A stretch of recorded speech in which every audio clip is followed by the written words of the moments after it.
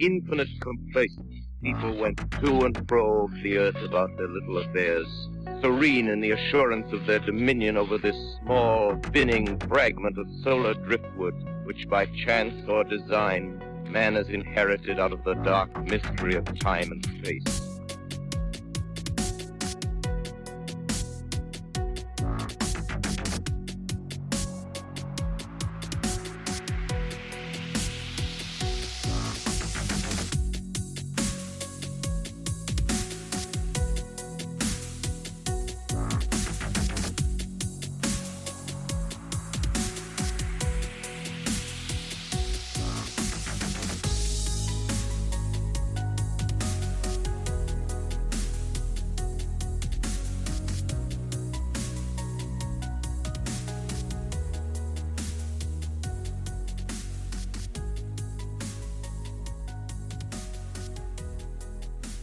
So I see on Twitter all the time. Give me some podcast recommendations. Well, since I know you like first-hand accounts of the unexplained, I have a great one for you. Jim Harold's Campfire. Jim chats one-on-one with the people who've had close encounters with the spooky, the weird, and sometimes the truly scary. Things like a 9-foot bat in a person's home, or deja vu and a doppelganger of yourself rolled into one. Or even the heartwarming story of one last gift a father left for his daughter. And these are simply only some of the recent examples, because there are over 500 episodes to flood your lobes with. So, tune in to Jim Harold's Campfire on Apple Podcasts, Spotify, or wherever you listen to Into the Fray. Here we go. This is why I'm excited about this one, because you emailed quite a long time ago, the initial email, and this is going to be in regards to what I've finally accepted and admitted is one of my favorite episodes, and that is episode 158, Robert. So it starts off, this again, we're talking about the 90s. I can't give you an exact date, but we're talking about early 90s. And there's a Scottish rock band in Scotland, of course, called CE4, and they specialize in making rock music, and the flavor of their music is UFO abductions. Okay, so they have the CDs available and things like that. I wanted CE4 to appear in my own live stream show that I did last year, but they were not keen to do it. So they spent time with this Robert. And down in England, they were in Boots the Chemist, which is a popular chain in the UK. And they were going through the revolving doors. Now, one of the band leaders was walking behind Robert. So Robert went through the turnstile glass doors. And as the band member followed him, he saw Robert instantaneously, not gradually, instantaneously change from a human form to a typical grey alien, and then back to human form. Now, the band leader decided not to react immediately, and they waited until they all go back to Robert's flat. And and then the band leader said to Robert, "What just happened there?" Robert then admitted, "Yes, I can do. I change into this thing, whatever it is." And Robert's partner admitted that she had woken up in bed and seen this kind of grey being in her bed with kind of white matter coming out its eyes.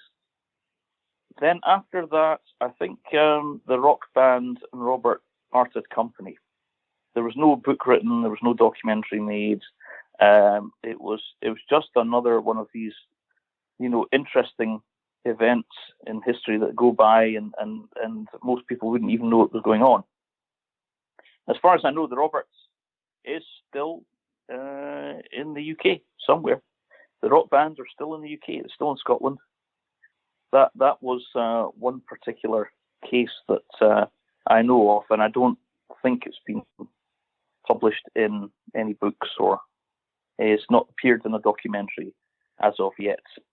And Vince, this person called himself Robert? Yes, that was his name.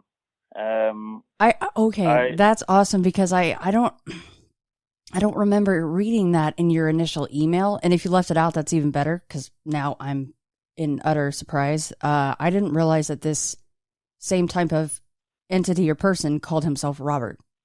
Yes, well, it's like the other stories that I've heard on your show. These beings have human names. They have even full first names and surnames, and they integrate. And it sounds like something straight out of the X-Files TV series. It really does. Yes. But this stuff goes on. It really does happen.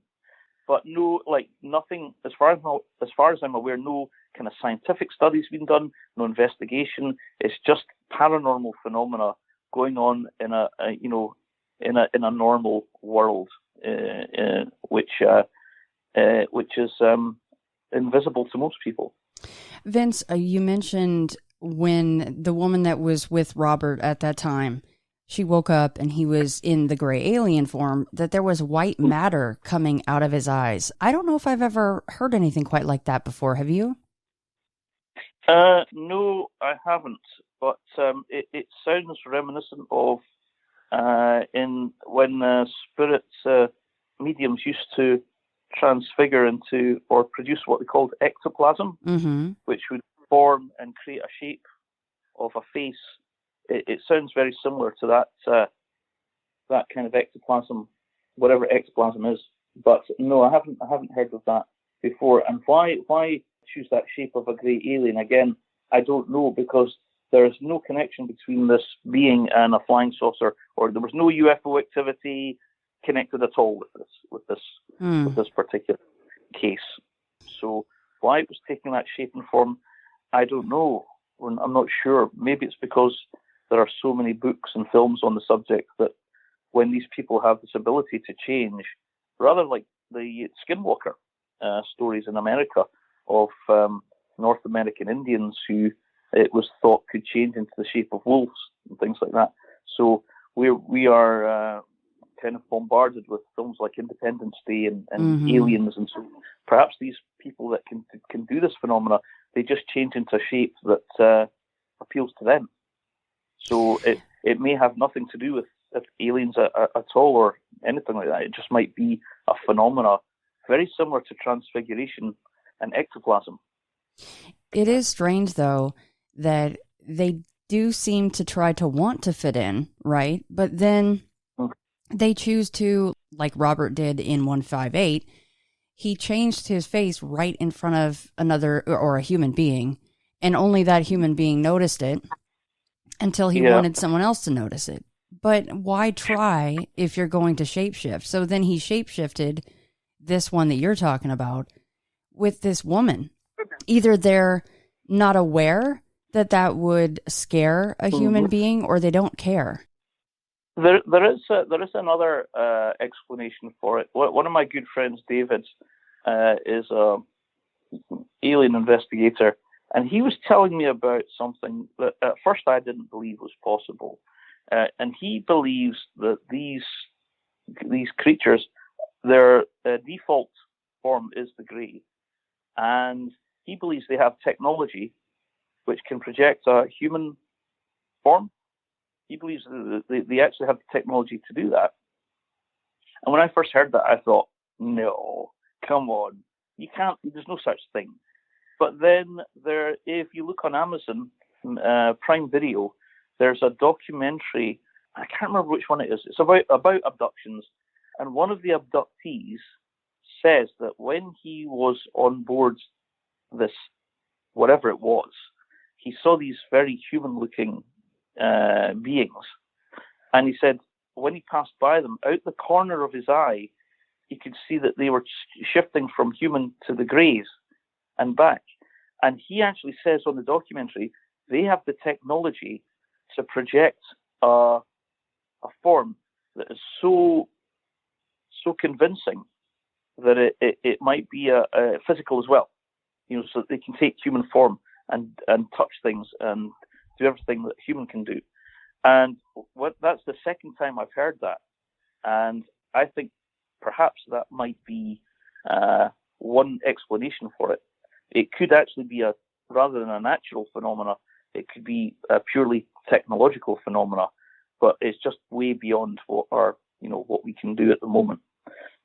Although we now are, we have nanotechnology. Maybe this is something far more advanced than nanotechnology. But there are others out there who believe that there are intelligences that have the technology to project not just a 3D image, but a 3D form and image. Isn't that crazy to think that they're that good, that how many might be walking around among us, if that's true? Exactly. It's a bit like that classic film They Live, where the hero and some scientists wear special glasses and that can see the true form of these beings with the special glasses. Now, in the case of Robert, when he's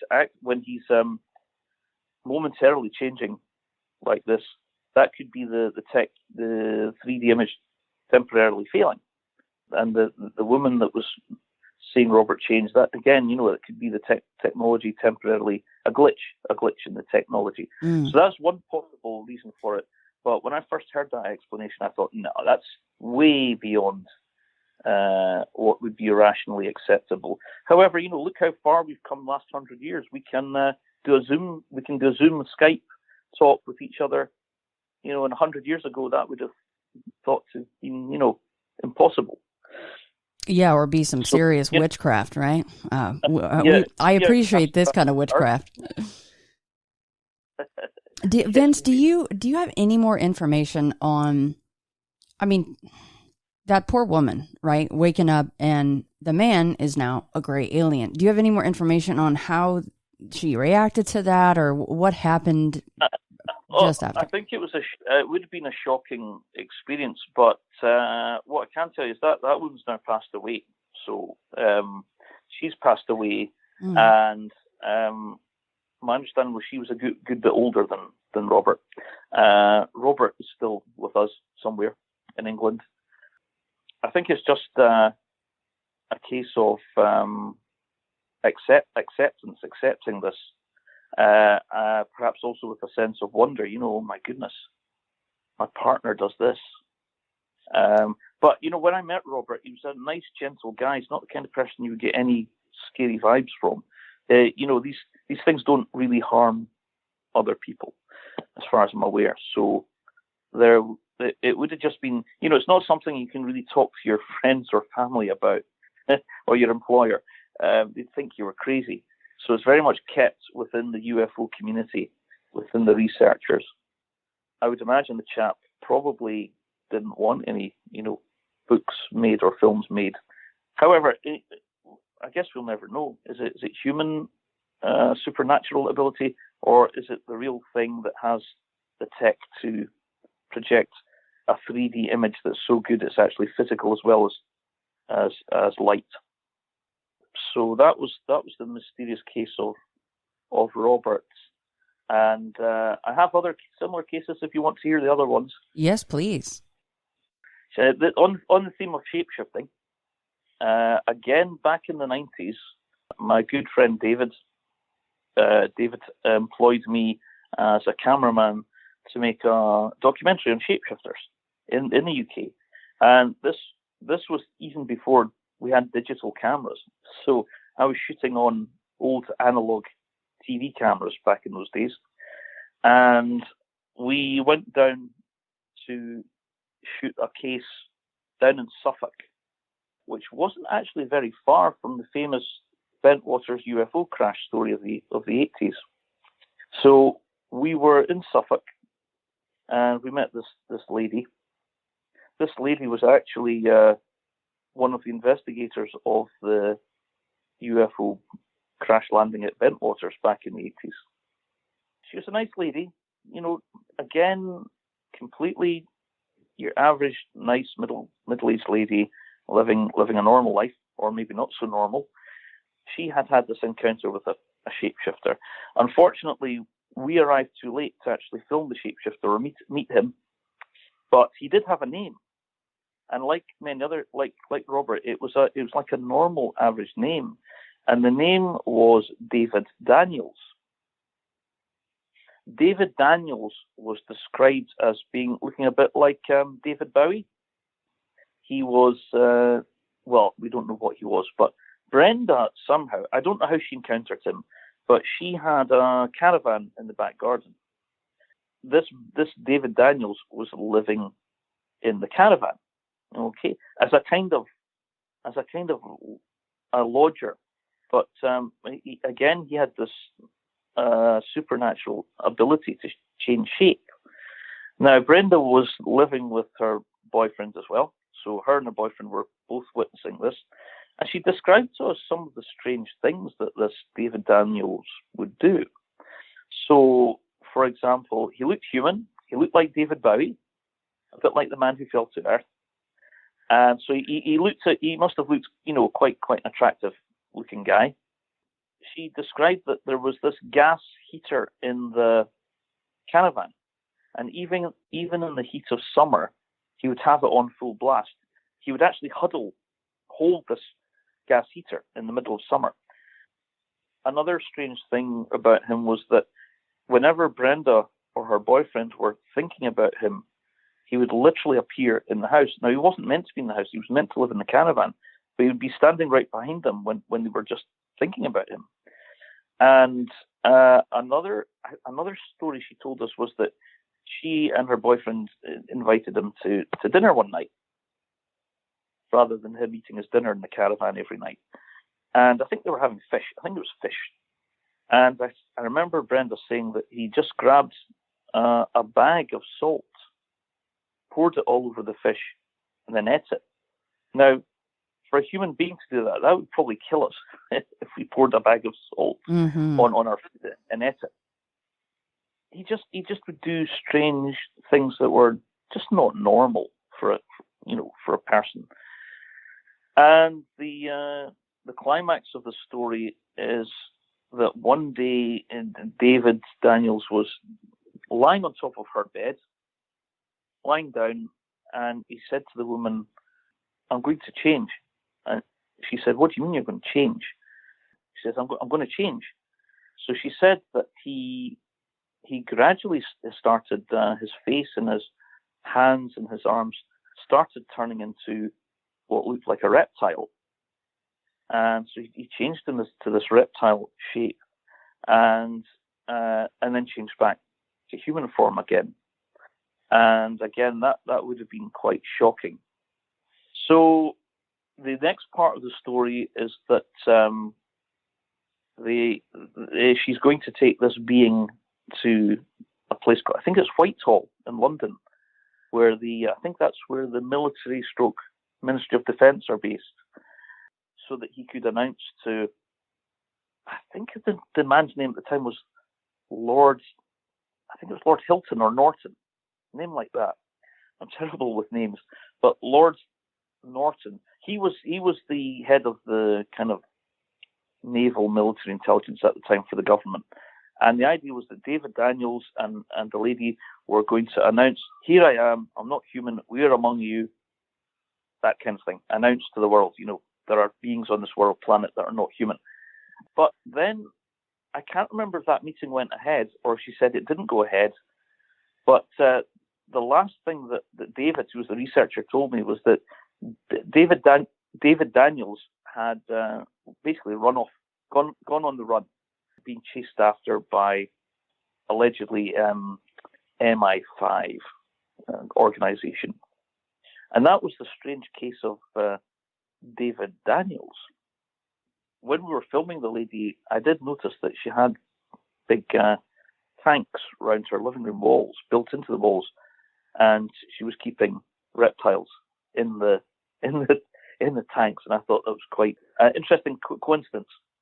So that was the mysterious case of David Daniels, who was meant to be some being who was going to announce himself at Whitehall in London, but it all fell through.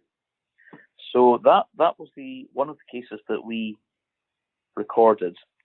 And interestingly enough, I thought I should just mention this, but a couple of years later, the BBC actually made a comedy drama And the whole comedy drama was about women in Wales who all were married to these creatures who can change from human to reptilian.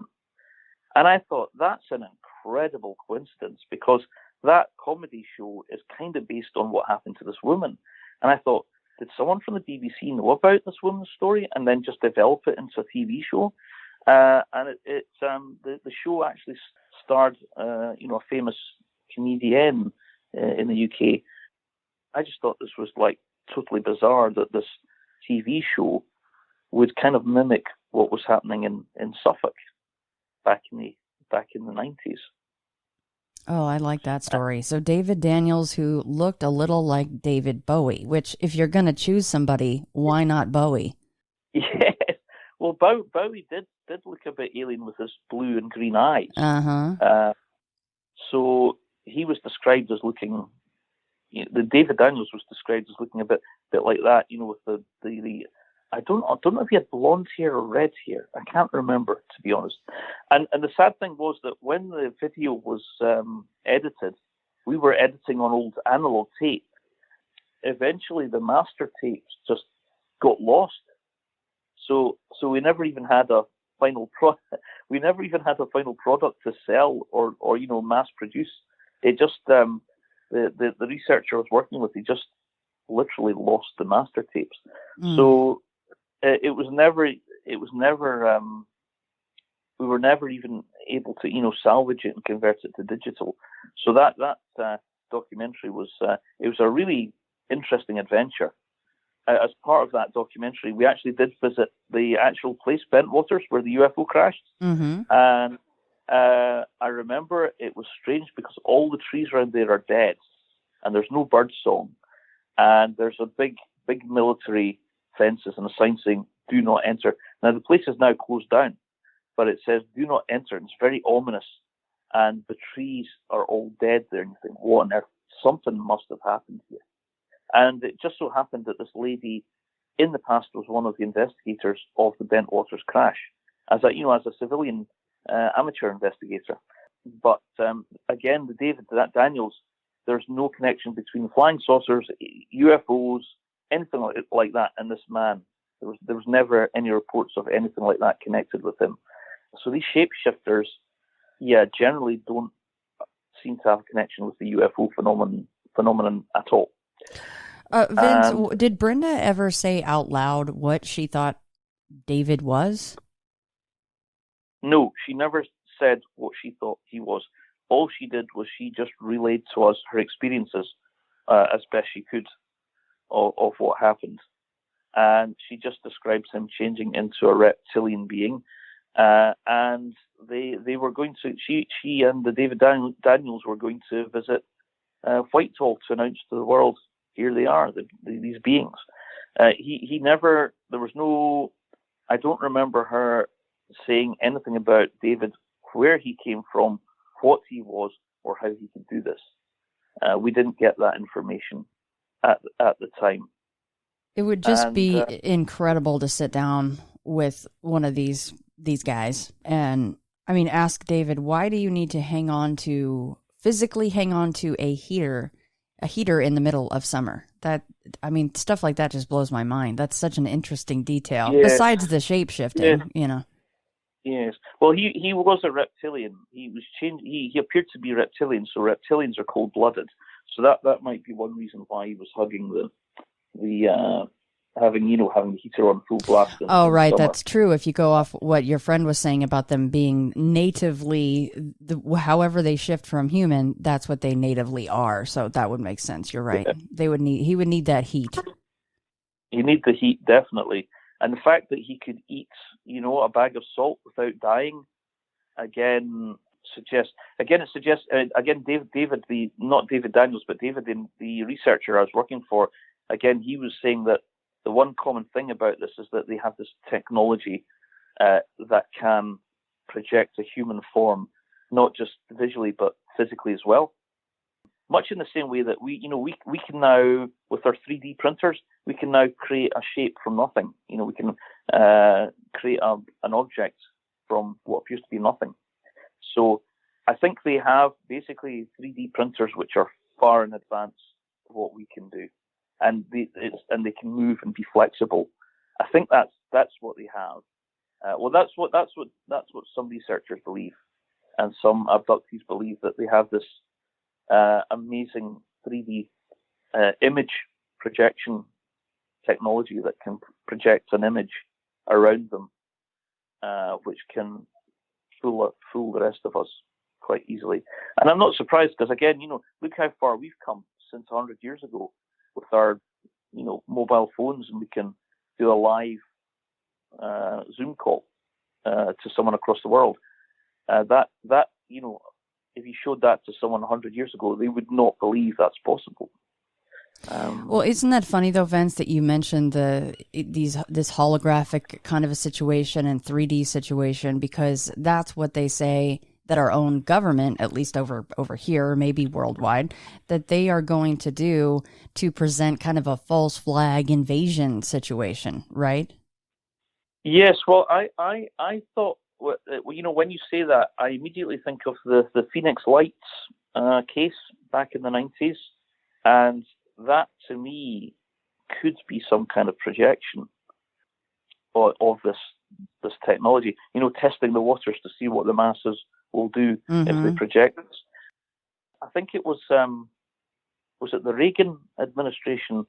They were actually going for this. They were actually hoping that they could pull this off. And if you remember Ronald Reagan making that bizarre speech in front of the world, saying that, if we get attacked by aliens from outer space, that will unite us into a one world. And, people are watching this and thinking, what is he talking about? What do you mean invasion from space? So this is one of the things that I think was on the cards for a while, but my own personal feeling is they didn't pull it off because they thought that probably no one would believe it. Even if they do have this technology, they think people are reasonably switched on and wouldn't get completely fooled by this. Mm-hmm. So I think that's why they haven't done it, because COVID's done it for them. Look at what's happened with COVID. Look at it; it's amazing. Everyone's restricted by their travel. They can't go anywhere. They can't do anything. So COVID's kind of done, I think, what the false flag alien invasion was intended to do. It was to keep us all, pinned down and unable to move and controlled. So in some ways, COVID's kind of achieved some of what I think they wanted to achieve with this false flag alien invasion. And the COVID thing is more natural and more believable than aliens coming from space. Yeah, at least for now. But I'm ready for the aliens from space thing. I don't know about you. I'm ready. Let's do this. Well, did you have any more of the second-hand stories before we get into your UFO conference time? I think the David Daniels and the Roberts case are probably the two most interesting cases that I can think of that I wanted to include in my own live stream show last year. But there was I don't know if you wanted me to talk about the mysterious lady. Yes. Now that is, I would say that's the most paranormal encounter I've ever experienced. I'll be honest with you, I've never seen a UFO, I've never seen an alien, I've never seen anything like that. Although, I've always wanted to. It always seems to happen to the people that have no interest in it whatsoever. So I've never seen anything, but this was the strangest thing that ever happened to me. So, and this is first-hand information, so just for a change here.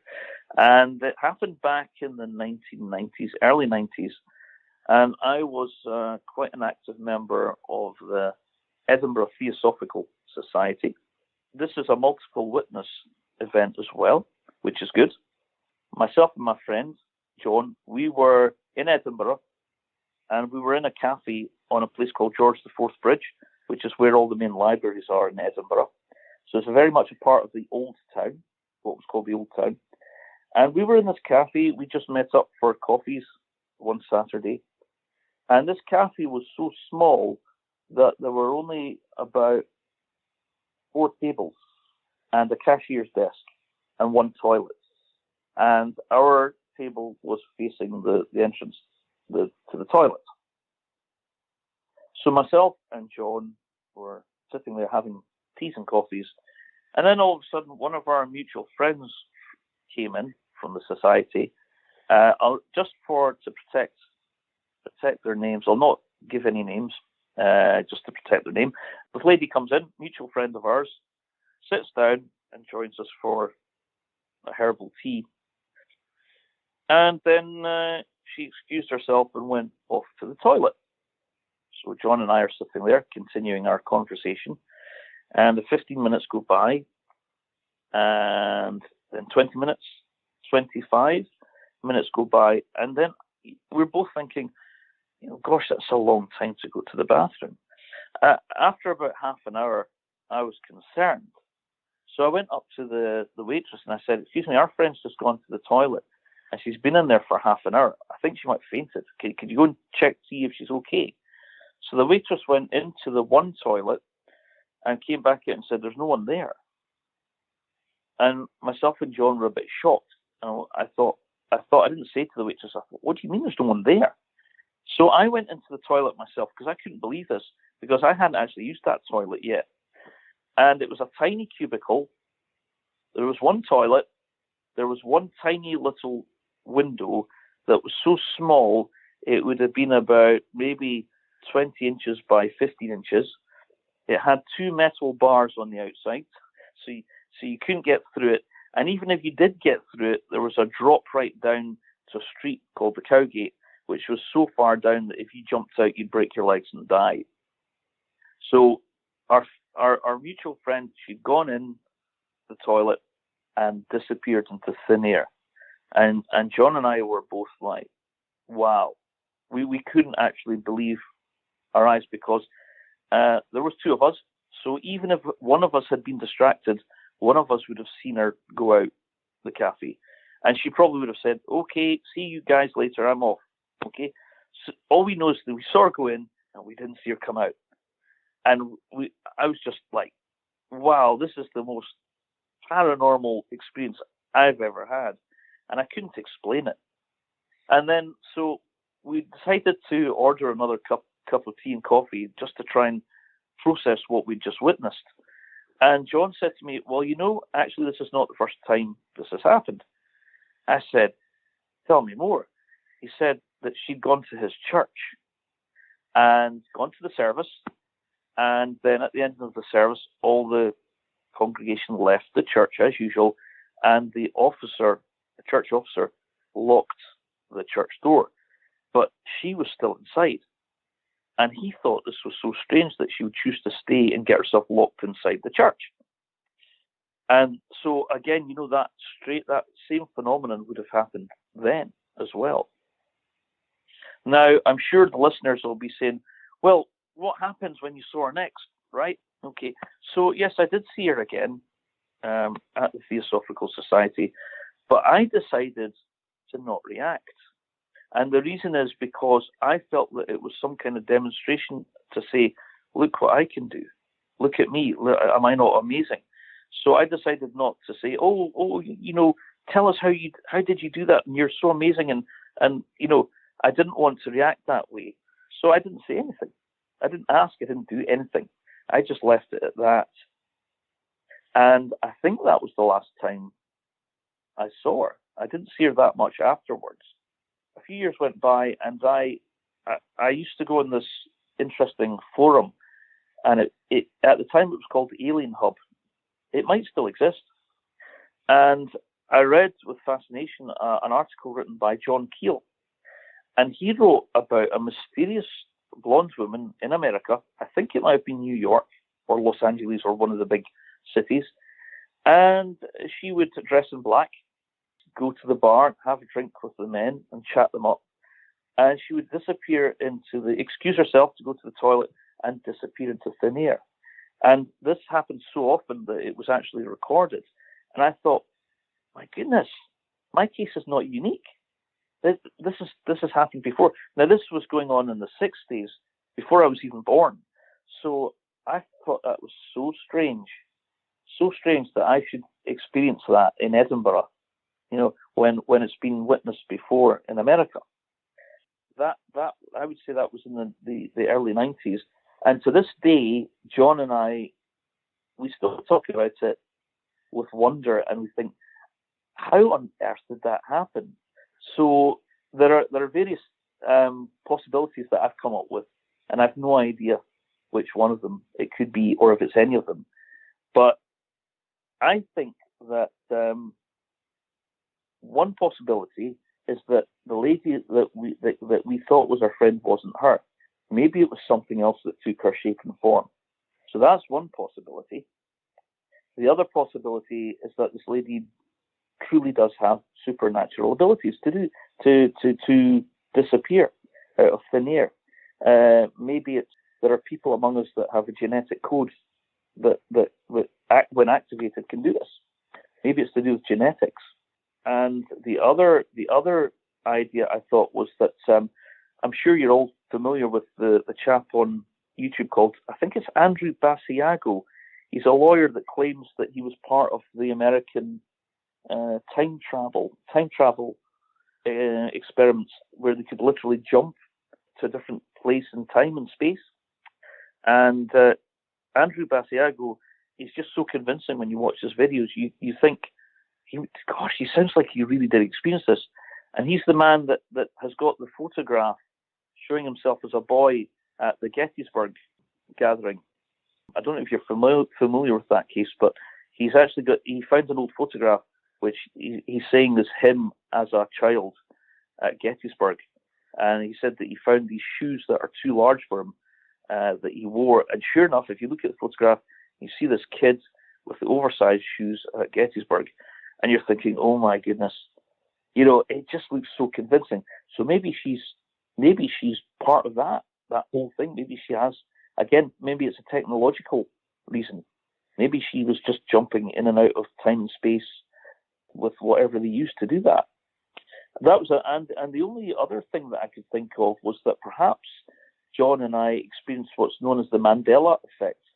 And the Mandela effect is whereby you are just experiencing, a typical day, a typical mundane day, and you, for example, you may leave your house to go to the shops and come back and discover that your favorite CD, your favorite Whitney Houston CD, is gone, but no one's actually broken into the house. So how could your favorite CD no longer exist? And the Mandela effect is whereby it's thought that we can somehow almost shift our reality to a different reality where that CD never existed in the first place. So another explanation which I thought might be that John and I experienced the Mandela effect, whereby that would explain why we met our friend, she came and she had a cup of tea, went to the toilet. John and I go through this Mandela effect where she no longer exists in that reality.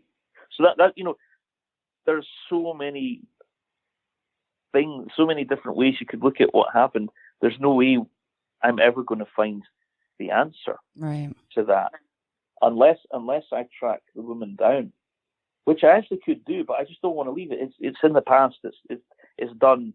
It was an interesting experience, but I've got my own life. I've got too many things to get on with in the normal world at the moment to go off demanding explanations for what happened. But that was interesting because it was a multiple witness encounter, and also it's been going on since the 60s as well. I'll just never know what happened, but I'll never forget that either. Was she blonde? She was blonde, yes. And she did wear black quite a lot. Not all the time. And the other thing that I noticed was that in all the years that I knew her, I never saw her eating. I only saw her drinking water or herbal tea. But again, that could just be coincidence. I remember once I shook her hand and it felt very leathery. But again, we all have times when our hands are dry and a bit leathery. So I can't think of rational reasons for that. But in general, she was very mysterious. She had a very mysterious vibe about her.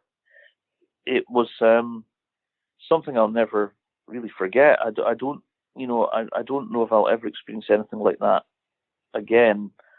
But that was my one-time experience of what I would call the paranormal, and just really interesting experience.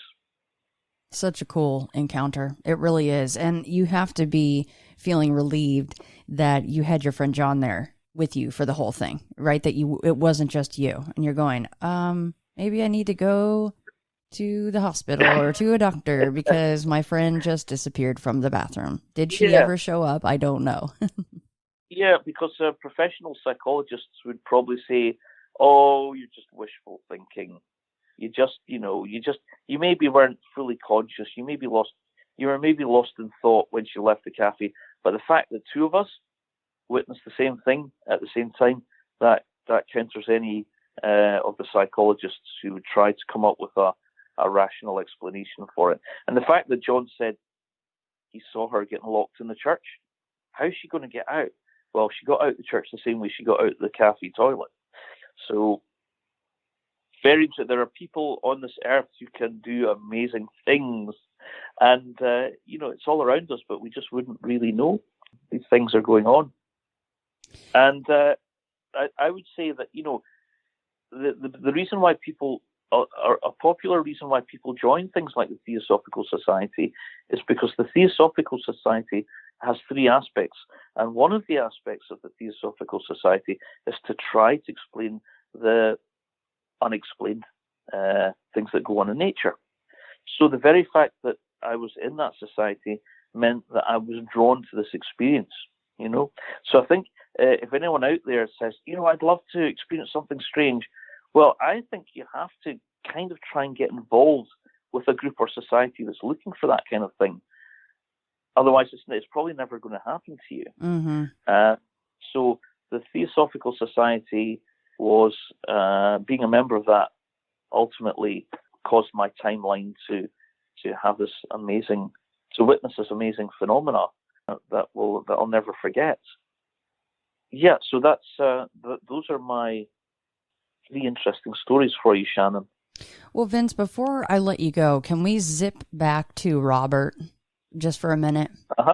Yeah, sure. Because, Robert is one of my favorite things, and to even think that I'm finally hearing about Robert, the very same person, if you will, again, is fascinating to me. So you mentioned that the woman that Robert was with at the time, she's gone now, but she was older than Robert was. And if you recall, everybody from 158, that Robert injected himself into a spring break situation with some younger folks, 19, 20. He said most of them were underage. They were underage drinking. He admitted that. So my question to you would be, and I don't know if you know, but do you know how old Robert would have, looked or been? Was he in fact somewhere around 20 years of age, or looked it? No. He looked, because when I met Robert at the conference, I would say he was late 30s. He didn't look like the Robert from your show previously, who I think your Robert from the last show was young and blonde. This Robert was older. It could just be coincidence that they both had the same name. Yeah. Maybe not. I mean, if they can shape shift, I guess they can take any shape or form they want. In fact, I can't even tell you what Robert did as a living. I don't know how he fitted into society. I don't know what his job was. Because I guess I never asked. But he was, about 38, I would say. Now, you kind of started to tell that in the beginning, and then we just kind of started in a different place because I kind of wanted to do that. Would you mind just telling that again, just quick? I know it's not a very long story, but you did meet someone kind of interesting at a UFO conference. Would you mind just saying that about Robert? Robert, yes. I did meet him, and this was the UFO conference. I can't remember which one it was. It was in London. Not London. It was in Sheffield or Leeds, north of England, back in the 90s. He was with the rock band I mentioned, CE4, who were kind of, I guess they were studying him. wanting to be with him, wanting to experience something. There were a couple of Scottish investigators there, and we were just having drinks in the hotel. I did shake his hand. He was very quiet, didn't say very much. And I was curious to think, I wonder if he's going to change in front of us. I wonder if something's going to happen. Wouldn't that be amazing and terrifying at the same time? And I waited for something to happen, but nothing happened. Right. We all went our separate ways. But what I do know is that the group that were studying him, the researchers, musicians, they went their separate ways from Robert. They lost contact with him. It was only my good friend David, who's a researcher, that remained in contact with him. He's somewhere in England, blending in. And again, don't know what he did as a living. I do remember he had a typical. Well, his accent was neutral. It wasn't American. It was more. I would say it was more British. Very gentle, soft spoken. He was. I would say an attractive guy. He wasn't ugly. He wasn't an ugly guy. Looked quite fit, slim, trim, about 6 foot tall. Just very quiet. He obviously didn't feel that he wanted to talk about this to anyone. Nothing actually happened. But I did wonder when I shook his hand, would it feel human? And it felt totally human. It felt totally normal to me. But he's still out there. He's out there somewhere. Don't know. Wouldn't it be interesting to see not only him, but see the woman again and to see if they've changed? I mean, obviously it's up to them to change from what we're gleaning from the information from all of you guys, but it would just be interesting to see what they look like now. Yes, that's right. I think just on that, just from what you said, I know that my good friend David, who's a researcher here in Scotland, he says that the Robert has actually changed in many ways, but maybe we would not recognise him, or her, or whatever it is.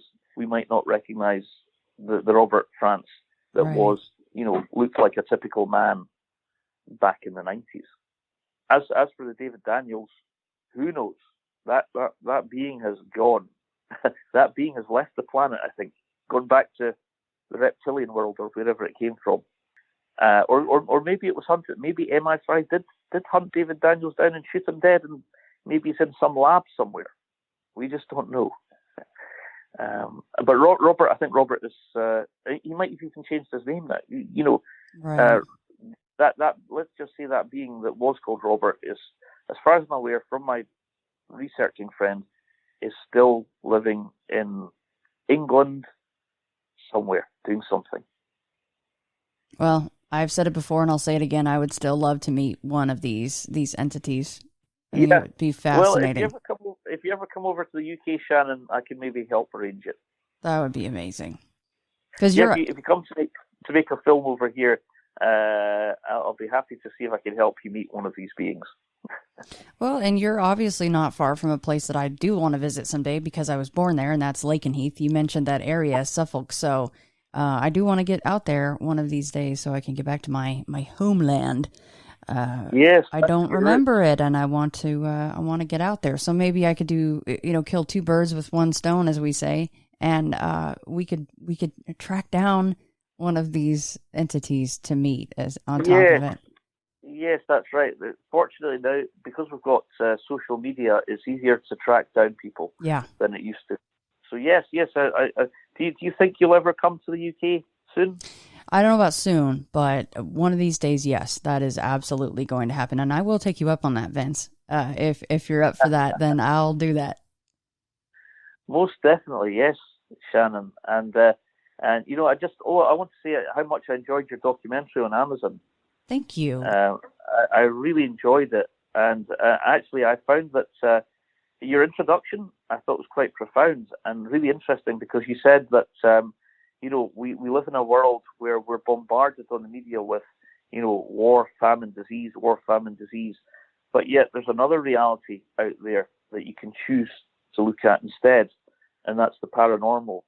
And I thought that was such a profound thing to say, because we are bombarded with this reality that we're given.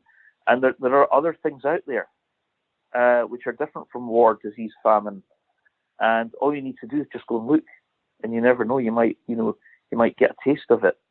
And all these things are not necessarily utopian or even friendly, but they're just different from the reality that we're constantly bombarded to accept as reality. So I thought it was really inspirational introduction you gave to your documentary. Thanks, Vince. I appreciate that. Well, and when you get a chance to watch On the Trail UFO's Dark Sky, it's releasing on August 3rd. Let me know what you think of that one. I'm really excited for everybody to watch the start of the second season. There's going to be a second part that'll come out probably next year. We won't film until next year, but Dark Sky is coming out pretty soon. So I'll be excited to hear your thoughts on that. Excellent. Yeah, I'll look forward to seeing this, because, I watch a lot of paranormal stuff, and most of it actually tends to come from America. And I always wonder, how is it that America? How does America get all the best UFO, Sasquatch, hauntings? you get all the good stuff. Right. It's not fair, is it? There's a really interesting thing on our TV now. I don't know if you've got it over there, but it's called These Haunted Woods, and it's all about Sasquatch stories. Is it on Netflix? No, it's we have this. In the UK we have this thing called Freeview. We have a channel called the Really Channel, and that's where people like Zach Bagans and Ghost Adventures and Ghost Brothers and all the ghost shows have their time slots on the Really Channel in the UK. And there's a really good one called This Haunted Forest. And it's basically mainly about Sasquatch stories. These stories are so incredible, you think it's hard to believe this is actually going on in these wooded areas in America. But it is going on. And, again, it's like the shapeshifters. They are among us. It is going on. It's not people's imagination. So it's all stories from the U.S.? Sorry? It's all stories from the U.S.? Bigfoot encounters from the U.S.? Canada, America, mainly Canada and America. Yeah. And because you have such huge areas of forest that are haven't been touched, it's only natural that these Sasquatch would probably, they're probably still living there, probably around. You get all the best UFO stuff as well. Although in the UK we did have our Bentwater story. That's right. But that's about all we've had, really. So I think you're so lucky to live in the country where you can investigate all these amazing phenomena happening in America. Well, yeah, but I'm proud to say that I'm from the area that one of the quintessential UFO cases of all time came out of. I'm pretty proud of that. So, and you guys should be too. At least you have that. You may not have Bigfoot. I mean, that's debatable. There are some people that think they're over there. I would like to think so, but I don't know. But at least you have the RAF Bentwaters incident. Yes, we do. We've got the RAF Bentwaters incident, and also in Scotland, we've got the Livingston Deckman UFO encounter, and there's actually a plaque there to commemorate this, which happened in the 70s. And again, there were actually traces left on the ground, marks left on the ground, to show that something was there. It wasn't people's imagination. But at the moment, the UFO thing, the abduction thing, as far as I'm aware, it's a bit quiet these days. Mm-hmm. It seems to be more quiet than it was in the 90s. It seemed to be booming in the 90s. Everyone was getting abducted in the 90s. Now it seems to be less stories or less books or less films. They got bored with us. The aliens took all that they needed. They're like, we don't need to bug them anymore. Let them sleep. Yes, they filled up their genetic tanks. Yeah. Now they've taken their genetic stock. When they run through it, they deplete the stock, then it'll start happening again, right? Well, Vince, speaking of shapeshifters, you guys out there in Scotland, you have kelpies, right? The water shape-shifting spirits or whatever. Yes, we've got our Loch Ness monster as well. Mm-hmm. Nessie. Yes, we've got Loch Ness monster. Although I've been to Loch Ness and I didn't see anything. I didn't see a thing. But we've got plenty of haunted castles. So if you're into ghosts, yes, you'll find lots of haunted pubs, castles, houses in the UK. UFO phenomena, aliens, not so much. We've only had one famous UFO abduction, again in the 90s. Similar to, the same kind of scenarios you get in the States, but that's about all we've ever had. That's right. We have to be careful what we wish for, right? If we're saying it's been so quiet, and then all the people that actually have experiences like that are going, please let's not get this started again. Yes. Because that would be horrifying. I agree with you. Looking at one of the documentaries on Amazon, most of the abductees are completely traumatized by the whole thing. It's horrible. They're in tears most of the time. Yeah. So something that you just don't want to experience, really. So, but anyway, it was nice speaking to you, Shannon. You too, Vince. I cannot tell you how much I appreciate you hopping on, especially on your day off. Thank you so much. No, you're welcome, and I'll look forward to listening to more of your shows on Into the Fray. And take care. You too. Bye-bye, Vince. Well, I'm so-and-so. I was given this name by my parents. I've been to such and such a college. I've done these things in my profession. I produce a little biography. Buddha says, forget it. That's not true. That's some story. That's all gone. That's all past. I want to see the real you are now. Well, nobody knows who that is. Because we don't know ourselves except through listening to our echoes and consulting our memories. But then there's a real you, and that again leads us back to this question. Who are you? That is the real you. We shall see how they play with this exam by the koans to get you to come out of your shell and find out who you really are.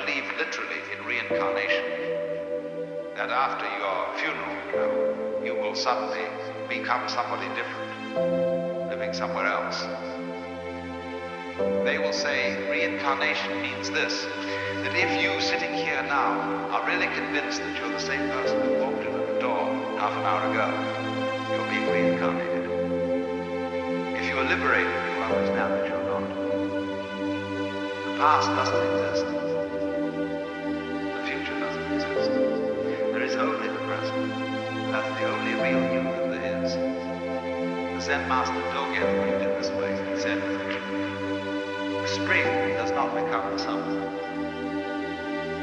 First there is summer, and then there is spring.